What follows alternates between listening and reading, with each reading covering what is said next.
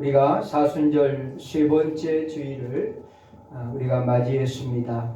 우리가 지난 주일서부터 사순절에 관한 말씀을 함께 나누고 있습니다. 그래서 베드로전서 2장에 나와 있는 예수 그리스도의 그 십자가의 모습, 그리고 우리에게 그 본을 끼치기 위해서 우리에게 그 길을 걸어가셨다라고 말씀하시는 내용을 우리가 살펴보고 있습니다. 주보를 보면은 지난주에 말씀이 아마 주보에 그대로 실려 있습니다. 예수 그리스도의 본을 우리가 따라간다는 것이 어떠한 의미가 있는가? 마태복음 16장 24절에 보면은 누구든지 나를 따라오려거든 자기 십자가를 지고 나를 따를 것이니라, 이렇게 말씀하고 있는데 이 십자가는 나무 십자가를 의미하는 것이 아닙니다. 그리고 그 길은 바로 예수님이 걸어가신 그 골고다의 언덕길을 문자적으로 이야기하는 것도 아닙니다.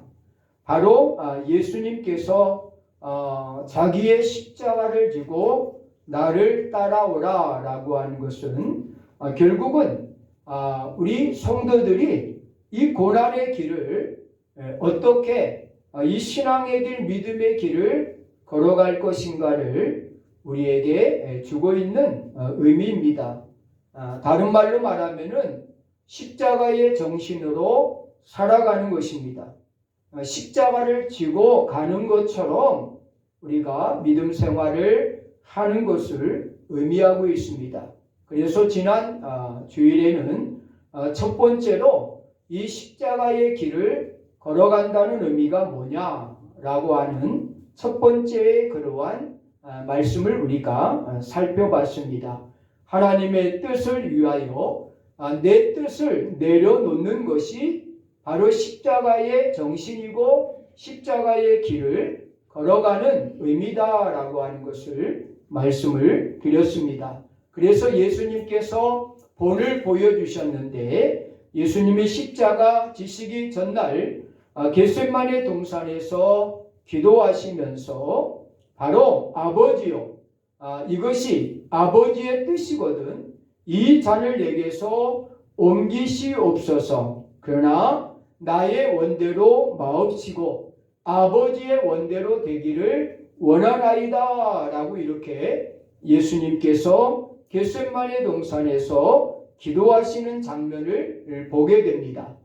자신의 뜻은 이 고난이 지나가는 것이 본인의 뜻이었지만은 그러나 자신의 뜻이 아닌 아버지의 뜻대로 되기를 원합니다 라고 하는 고백을 드리는 것, 이것이 십자가의 정신이고 예수 그리스도께서 우리에게 본을 보여주신 모습이다 라고 하는 사실이에요.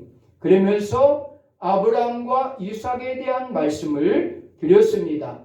아브라함이 100세에 얻은 이 이삭을 모리아 산의 제물로 드리라고 할 때, 각을 떠서 번제로 드리라고 할 때에 아브라함의 마음이 여러분 어떻겠습니까? 그 아들을 죽여서 제물로 드려라 라고 하는 그 하나님의 명령에 따를 수 있는 부모가 과연 어디 있겠습니까? 그럼에도 불구하고 아브라함은 자신의 뜻을 내려놓고 하나님의 뜻을 따릅니다. 그래서 이삭을 모리아산에 제물로 드리지 않습니까? 그럴 때 하나님께서 급히 그것을 막으시며 아브라함의 믿음을 인정을 해주게 됩니다. 그래서 아브라함은 바로 믿음의 조상이 되었던 것을 우리가 보게 되고, 아브라함은 축복을 받아서 바다의 모래알과 같이 하늘의 별과 같은 그러한 자손의 축복을 약속받는 것을 우리가 알게 됩니다.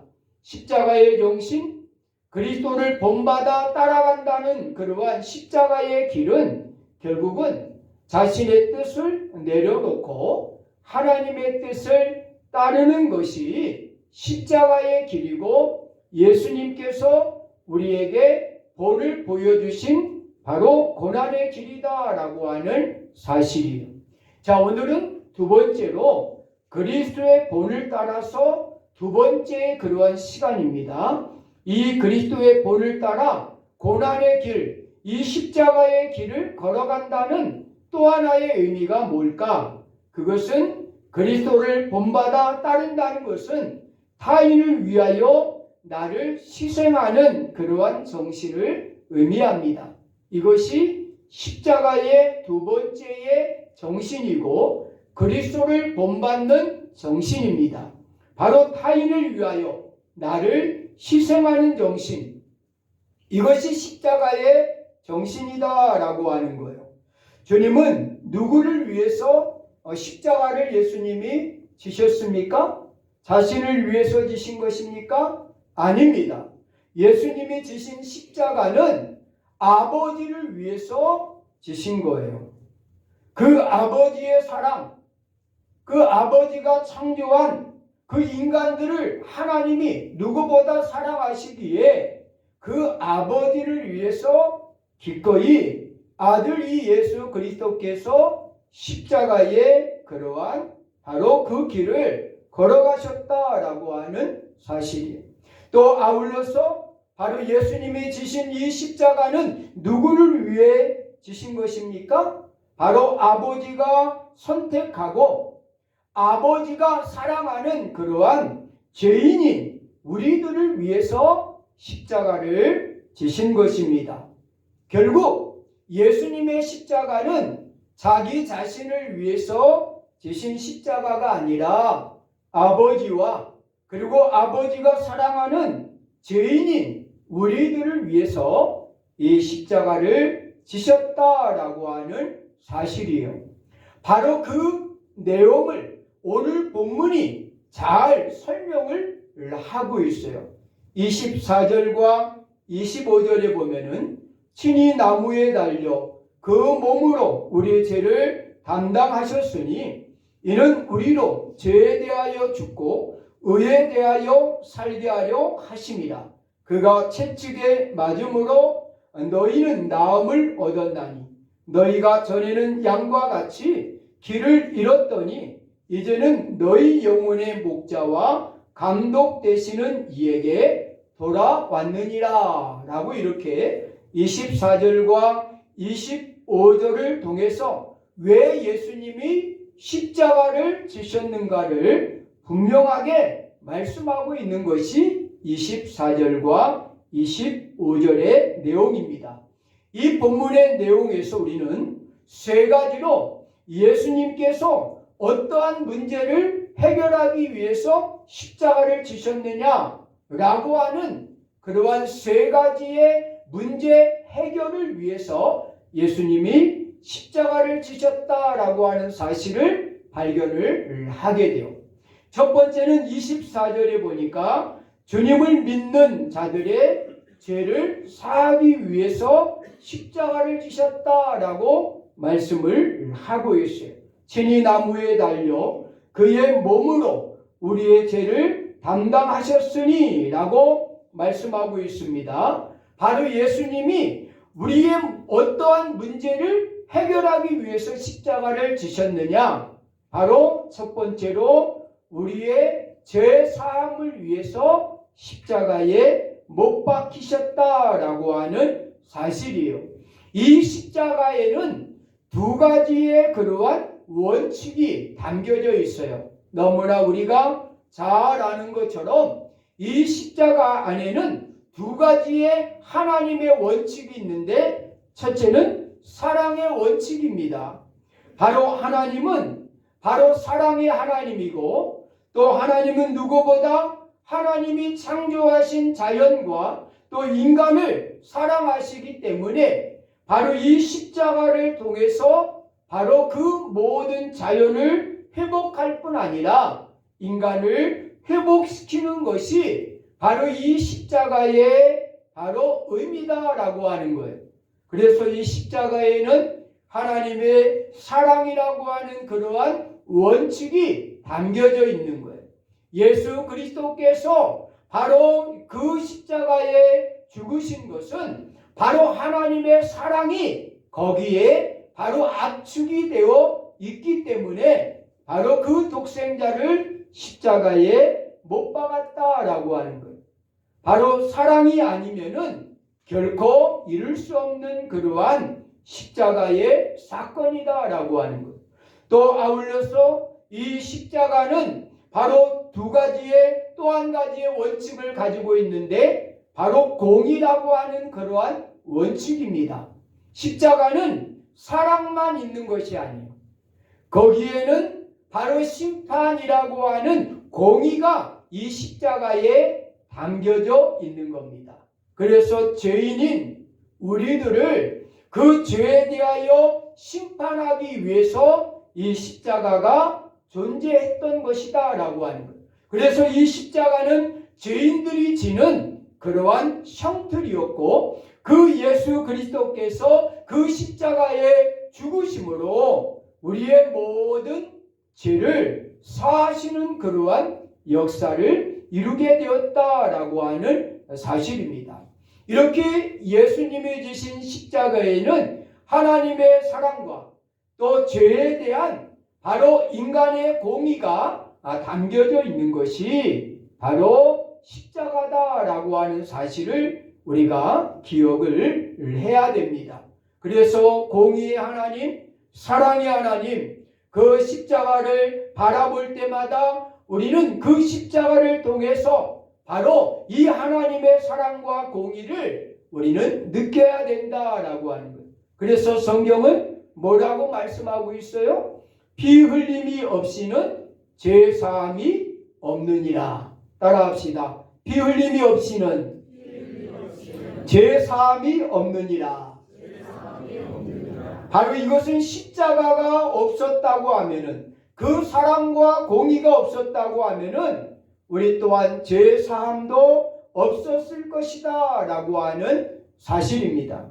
구약의 죄 사함의 방법은 바로 제사장을 통해서 자신들의 죄에 해당하는 그러한 짐승을 가지고 와서 그것을 제단에 그 피를 뿌리게 함으로 바로 모든 죄를 그 짐승에게 전가시켜서 바로 1년에 몇 번씩 국가적으로 또 절기적으로 그 일을 하게끔 했어요. 그래서 많은 짐승들을 바로 피를 뿌려서 그들의 죄를 사함받게 했습니다.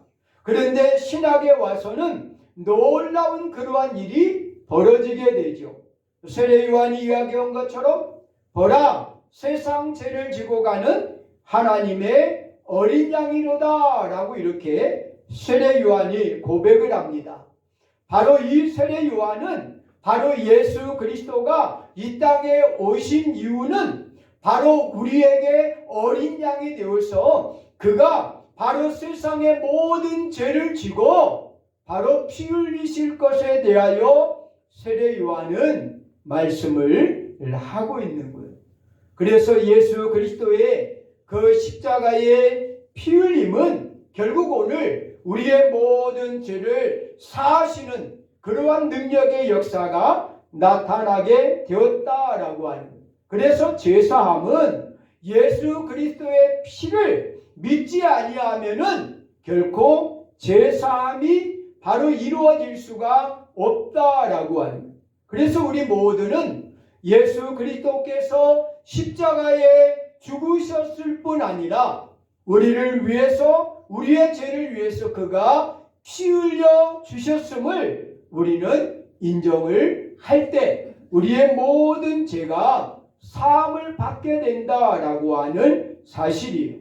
오늘 예수 그리스도께서 이렇게 그 십자가의 길을 걸어가시고 십자가에 달리신 것은 결국 우리의 죄의 문제를 해결하기 위해서 예수님이 이 십자가의 길을 걸어가셨다라고 하는 사실입니다. 우리가 잘 아는 예화가 하나 있죠. 노르웨이에 양의 교회라고 하는 교회가 있습니다.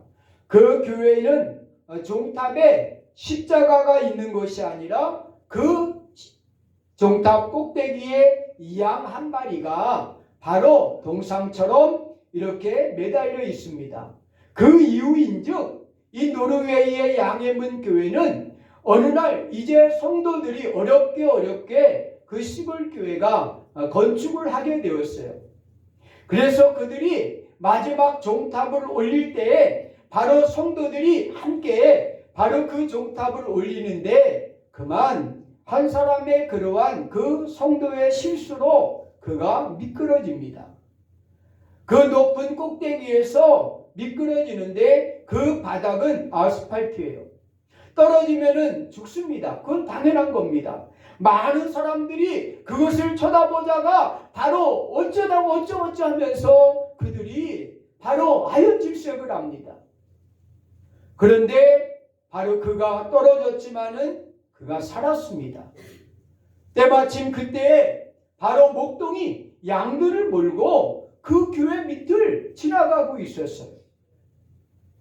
그가 떨어진 것은 한 마리의 양 위에 떨어졌고 그 양은 그 성도를 살리고 자기는 죽었습니다. 그래서 그 교회는 바로 그 희생당한 양을 기념하면서 바로 교회 이름을 양의 교회다라고 이름을 바꾸고 그 종탑의 십자가 대신 바로 예수 그리스도가 어린 양으로 우리에게 오셔서 우리를 위해서 이렇게 바로 죽으셨다라고 하는 것을 기념하면서 어린 양을 그 종탑에 바로 상을 만들어서 바로 올리게 되었다라고 하는 아주 유명한 예화가 있습니다. 그렇습니다. 그 어린 양 한 마리가 결국은 그 성도를 살렸고 바로 그 교회는 안전하게 교회 건축을 잘 마무리할 수가 있었어요. 오늘 우리의 죄의 문제도 마찬가지로 예수 그리스도께서 바로 이 죄의 문제를 해결하기 위해서 우리에게 오셔서 바로 우리를 위해 죽으심을 통해서 바로 죄의 문제를 바로 그가 피 흘리심으로 해결해 주셨다라고 하는 사실입니다. 나를 위해 희생하신 사건, 바로 죄를 사하기 위해서 십자가를 지신 것입니다. 바로 그것을 위해서 예수님이 그 문제를 해결하기 위해서 예수님이 이 땅에 오신 것입니다. 두 번째, 바로 예수님이 오신 또 문제를 해결하기 위해서 오신 것이 뭐냐?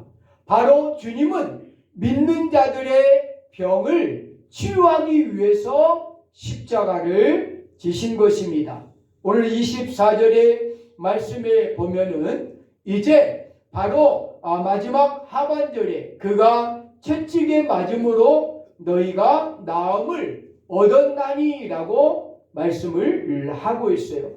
이 말씀은 이미 이사야 53장 5절에 나오는 말씀입니다. 그가 채찍에 맞음으로 우리가 나음을 입었도다라고 하는 말씀은 이미 바로 이사야 53장 바로 5절의 말씀이에요.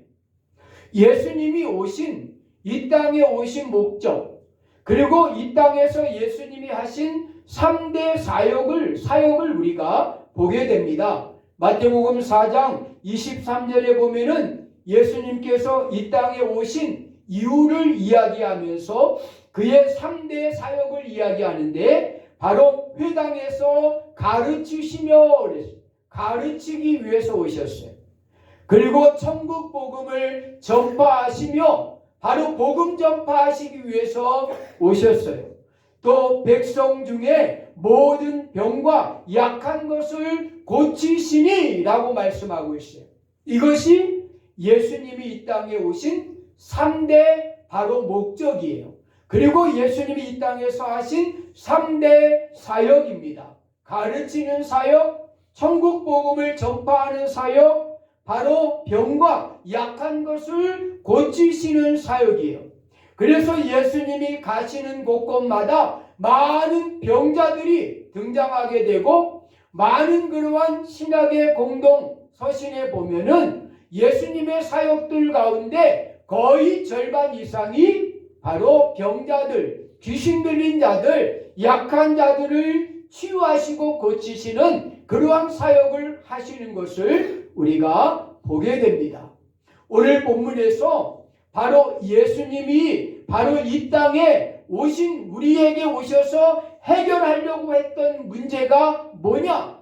바로 죄의 문제와 아울러서 우리의 질병, 약한 것을 치유하는 그러한 바로 그 모든 사역을 이루기 위해서 예수님이 바로 십자가를 지셨다라고 하는 사실이에요. 시편 103편 3절에도 보면은 바로 하나님이 우리에게 주신 대표적인 두 가지의 그러한 은혜를 이야기하는데 바로 그 첫 번째가 죄사함의 은혜요, 두 번째가 병고침의 은혜다라고 말하고 있어요. 그가 내 모든 죄악을 사하시며 내 모든 병을 고치시며, 이렇게 시편 103편 3절에서 바로 이 땅에 하나님이 우리에게 주신 그러한 두 가지의 은혜, 바로 구원의 은혜, 죄사함의 은혜와 바로 병고침의 은혜를 말씀을 하고 있는 거예요. 그래서 예수 그리스도를 믿으면은 그 믿음으로 말미암아 하나님의 놀라운 그러한 역사가 나타나는데, 바로 예수님이 우리를 위해서 채찍에 맞음으로 바로 우리가 그것을 믿음으로 나음을 입게 되었다라고 오늘 성경은 분명히 말씀을 하고 있어요. 그것을 믿는 자들에게 하나님이 치유, 회복의 역사를 말씀하고 계시다라고 하는 사실입니다. 예수님의 공생애 동안 많은 병자들을 예수님이 고치셨습니다. 그들은 육신의 질병뿐이 아니라 마음의 병도 고치셨고 영혼의 질병도 치유해 주셨어요. 그것이 예수님이 하신 그러한 일들이에요. 특별히 마태복음 8장 14절서부터 17절에 보니까 베드로의 그러한 사도의 장모가 열병에 걸리게 돼요. 그럴 때 바로 예수님께서 그 베드로의 장모의 열병을 고쳐주시어 기도해 줬더니 깨끗하게 그 열이 떨어지고 낫게 됩니다. 이것을 본 많은 사람들이 많은 병자를 데리고 오니 병자들을 다 고치시더라 라고 말씀하고 있어요. 이것이 바로 예수님의 사역입니다. 그런데 바로 이 마태복음 8장 17절에 보면은 뭐라고 이야기하고 있느냐? 선지자 이사야의 말씀에 우리의 연약한 것을 친히 담당하시고 병을 짊어지셨도다 함을 이루려 함이더라 그랬어요. 바로 예수님이 이 병자들을 고치신 후에 하시는 말씀이, 내가 왜 이 병자들을 고치느냐? 그것은 바로 이사야 선지자의 그 이사야 53장 5절의 말씀, 그가 채찍에 맞음으로 우리가 나음을 입었도다 라고 하는 그 말씀을 이루기 위해서 내가 이 많은 병자들을 고쳤다라고 예수님께서 말씀을 하고 있는 것을 우리가 보게 됩니다. 그러면은 어떻게 질병이 치유되는가? 여러분, 몸 아프신 분들 잘 들으셔야 돼요. 귀담아 들으셔야 돼요. 어떻게 우리가 질병이 치유되는가? 마가복음 5장 34절에 보니까 믿음과 기도를 통해서 치유된다라고 말씀을 하고 있어요. 내 믿음이 너를 구원하였으니, 내 믿음이 너를 구원하였으니 평안히 가라라고 이렇게 말씀을 하고 있어요. 야고보서 5장 14절과 15절에 보면은 병든 자가 있거든 장로들을 청해서 기도를 받을 것이다 라고 말씀하시면서 믿음의 기도가 병든 자들을 바로 이제 구원한다 라고 말씀하고 있습니다. 내 믿음이 바로 너를 구원했다라고, 다시 말하면 너를 치유했다라고 말씀해요. 그리고 아울러서 바로 믿음의 기도, 그 기도가 병든 자를 구원했다라고 말씀을 하고 있어요. 질병의 치료는 두 가지로 우리가 압축해 볼 수 있어요. 첫째는 믿음이 있어야 돼요. 하나님이 바로 예수 그리스도가 치유의 주님이고 예수 그리스도를 믿음으로 내 병이 치유될 수 있다라고 하는 그러한 믿음의 확신이 먼저 있어야 돼요. 이게 첫 번째예요. 그리고 두 번째는 바로 그 질병을 위해서 믿음의 기도를 하나님 앞에 하는 겁니다. 그럴 때 그 믿음의 그러한 기도가 병든 자를 구원한다라고 말씀을 하고 있는 것을 우리가 보게 됩니다. 자, 그렇다면 하나님이 왜 병든 자들을 치유하실까요? 왜 병든 자들을 하나님이 치유해 주실까요? 그 이유를 알아야 될 거 아니에요. 여러분들이 왜 내 질병이 치유받기를 원합니까? 왜 내 질병이 고쳐지기를 원합니까? 직장생활 더 잘하기 위해서? 이 땅에서 더 장수하기 위해서? 건강한 몸으로 오래 살기 위해서? 행복하기 위해서? 그래서 여러분들의 질병이 고쳐지기를 원해요? 그런데 그건 성경하고 달라요.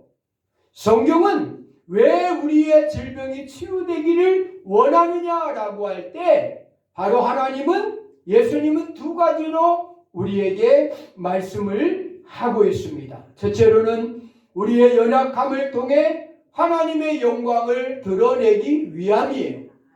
질병의 치유의 목적은 우리의 연약했던 우리의 그 육신을 통해서 치유받음을 통해서 하나님의 영광이 드러내기 위함이다라고 하는 거예요. 예수님의 친구였던 나사로가 죽었습니다. 그래서 무덤에 갇혔습니다. 그럴 때 바로 울고불고 난리가 났습니다. 바로 좀 더 일찍 오시지요. 또 그렇게 친구라고 하면서 이렇게 늦게 오신 이유가 뭡니까? 죽은 년에 오면은 무슨 소용이 있습니까? 라고 그 동생들이 울고불고 난리가 났어요. 그럴 때 바로 예수님께서 무덤을 바로 열라고 하시고 바로 나사로야 라고 부를 때 그 나사로가 살아서 나오지 않습니까? 바로 그럴 때 예수님께서 이 나사로가 살아난 것은 바로 많은 그러한 사람들이 이 모습을 보고 하나님께 영광을 돌리기 위해서 이 나사로가 살아난 것이다 라고 예수님이 분명히 말씀을 하고 있어요. 나의 행복을 위해서 이 땅에서 오래 살기 위해서 여러분 질병이 치료되기를 원해요? 그게 아니라는 거예요. 바로 예수님은 바로 연약한 육신이 치유됨을 통해서 하나님의 영광을 드러내는 것이 첫 번째 목적이다라고 분명히 성경에서 말씀을 하고 있습니다. 두 번째 목적은 육체의 질병을 치료함으로 인하여 바로 죄로 인하여 병든 많은 영혼들, 바로 하나님을 알지 못하는 그러한 죄인들이 죽게 돌아오게 하는데 목적이 있다라고 하는 사실이에요. 그래서 하나님은 우리의 질병을 치료해 주심으로 우리를 간증자로 삼으시길 원하는 거예요. 나의 그 질병의 간증자로 삼으셔서 많은 질병 때문에 고통받는 영혼들이 나를 통해서 하나님을 예수님을 만나고 그들이 주님 앞에 돌아오는 죄인들이 죽게 돌아오는 그러한 목적을 위해서 나를 하나님이 치유하시고 회복하신다라고 하는 사실입니다. 이 두 가지가 바로 오늘 하나님이 질병을 치유하시는 목적이다라고 하는 사실입니다. 그래서 우리는 항상 바로 하나님 앞에 기도하며 물어야 될 그러한 질문이 있어요. 바로 병든 자들은 이 세 가지의 질문을 항상 우리는 해야 됩니다. 첫째는 나는 하나님이 나의 치료자이심을 믿고 있는가? 따라합시다. 나는 하나님이 나의 치료자이심을 믿고 있는가? 우리가 스스로 질문해 봐야 돼요. 두 번째는 병들었을 때 하나님 앞에 기도로 나가고 있는가? 병들었을 때 바로 그 질병 때문에 혼자 아파하고 있지 말고 그 질병을 바로 하나님께 맡기고 하나님께 기도하며 나가고 있는가 질문을 해보란 말이에요. 그리고 세 번째는 육체적 치유뿐이 아니라 이 육신의 질병을 치유하는 것이 목적이 아니라 하나님 내 영혼도 치유해달라고 하는 그러한 질문을 우리는 해야 된다라고 하는 거예요. 육체의 질병만을 바로 목적을 놓고 기도할 것이 아니라 내 영혼도 하나님 치유해달라고 하는 그러한 기도를 우리가 드려야 된다라고 하는 거예요. 오늘 예수님이 이 땅에 오신 목적은 이렇게 우리의 죄를 사하기 위해서 오셨습니다. 그리고 우리의 질병을 치유해 주시기 위해서 오셨어요. 그리고 마지막 세 번째, 오늘 본문 25절에 보니까 예수님이 오신 또 하나의 목적이 있습니다. 십자가를 지신 또 하나의 목적이 있습니다.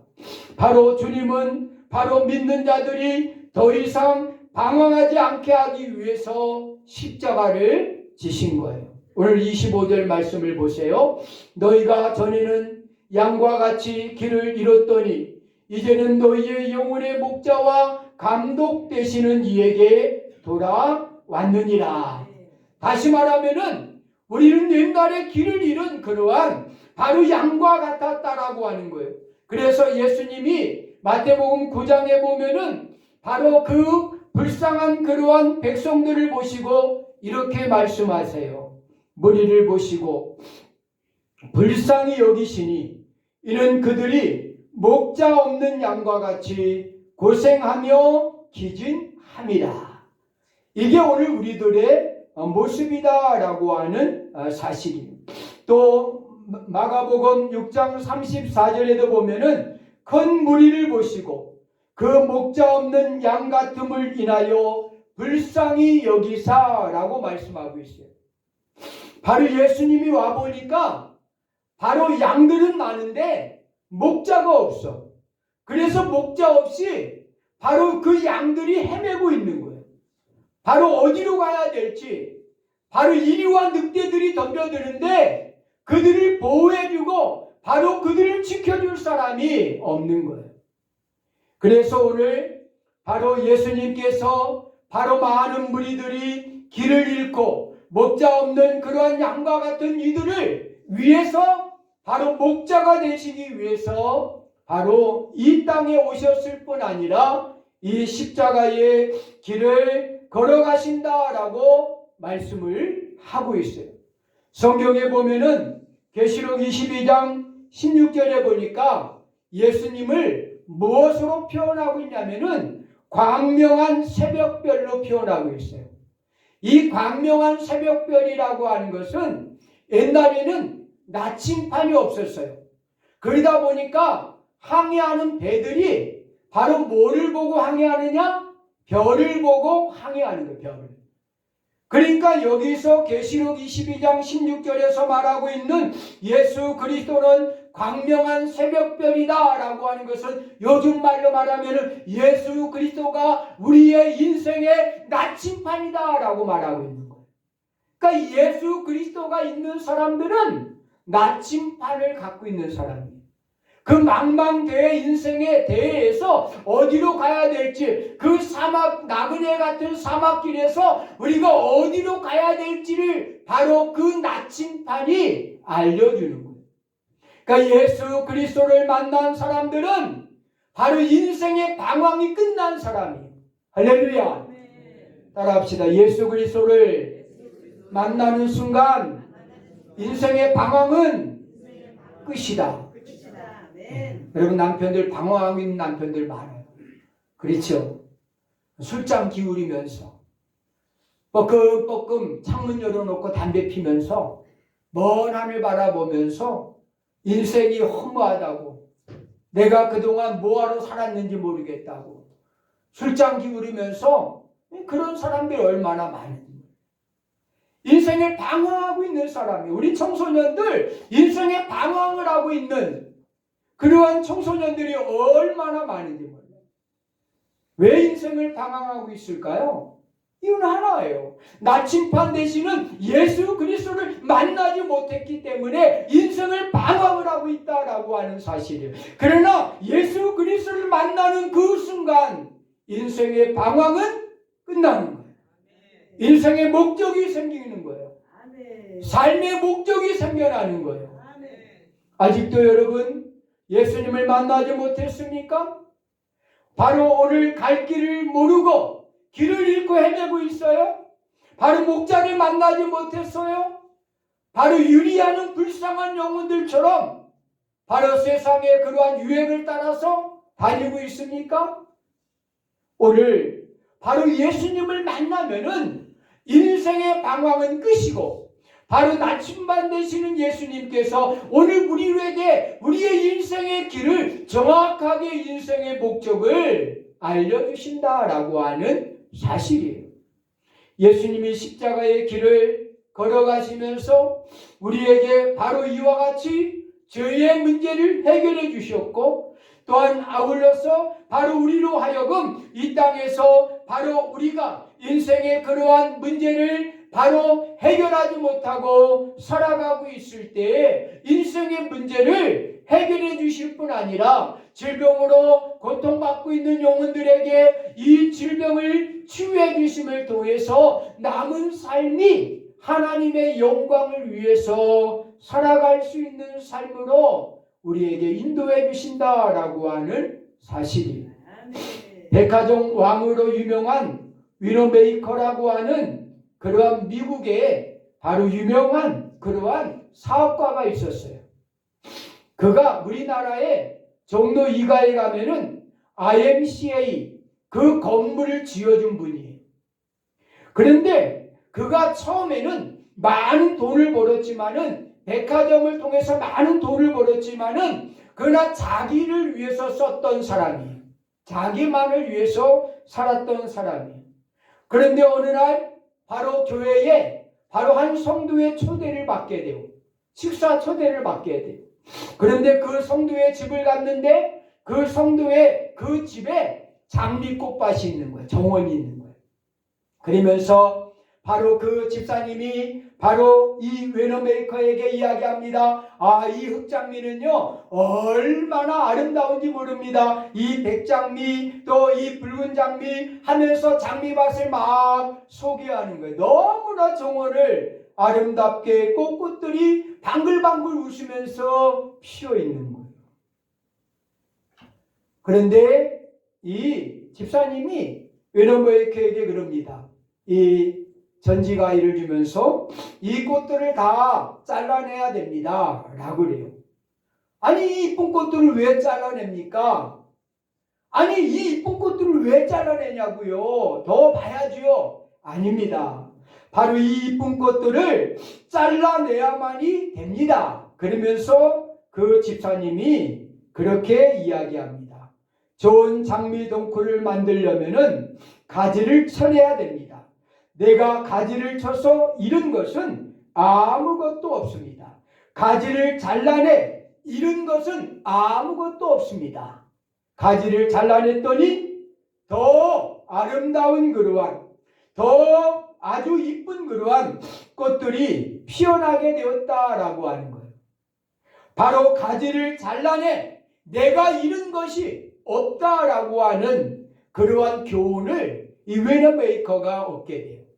그래서 돌아와서 그는 자기의 사무실에다 가지를 잘라내 잃은 것은 없다라고 하는 큰 글귀를 써놓게 됩니다. 그리고 자신이 가졌던 모든 것들을 나누기를 시작합니다.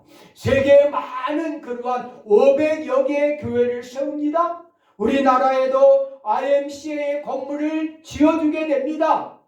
바로 나눔인데 바로 나누면 나눌수록 더 많아지는 축복을 이 위너메이커가 느끼게 되는 거예요. 장미 가지를 잘라내면 잘라낼수록 잃은 것 같지만은 더 아름다운 그러한 장미꽃이 피어나는 것처럼 가지를 잘라내 잃은 것이 없다라고 하는 그 놀라운 진리를 이 위너메이커가 깨닫게 되는 겁니다. 그러면서 그의 바로 사업은 점점 더 왕성하게 번성을 하게 되고 더 많은 그러한 세계 많은 곳에 교회를 세우게 되고 하나님의 나라의 복음을 증거하는 일에 이 웨너메이커는 바로 헌신을 하게 된다라고 하는 사실입니다. 그것이 바로 희생의 정신입니다. 바로 예수님의 희생으로 말미암아 오늘 우리는 세 가지를 얻게 되었어요. 예수님의 희생은 우리의 죄사함을 가져왔고, 예수님의 희생은 우리의 병고침을, 우리의 약함을 치유되게 되었고, 바로 예수님의 그 십자가의 죽음은 결국 오늘 우리들에게 이와 같은 놀라운 그러한 바로 모든 그러한 문제가 해결되어지는 바로 인생의 방황이 끝나는 그러한 역사를 불러오게 되었다라고 하는 사실입니다.